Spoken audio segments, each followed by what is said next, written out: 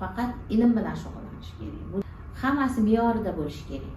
Endi ilm boshladingizmi, faqat ilm bilan shug'ullanish kerak. Talablar juda ham kuchli edi. Demak, ko'proq kitob o'qishingiz kerak, ko'proq o'zingiz mavzungiz bo'yicha manbalarni o'rganishingiz kerak, xorijiy olimlarni fikrini o'rganishingiz kerak va uni to'liq tahlil qilishni o'rganishingiz kerak. Ustoz yana yaxshi jihatlari, talablari bu San-Junud futsal huquq fanidan mavzu olding, lekin bu bilan boshqa huquq sohalari bilan qiyoslagin, taqqoslagin degan fikrlarni aytadilar.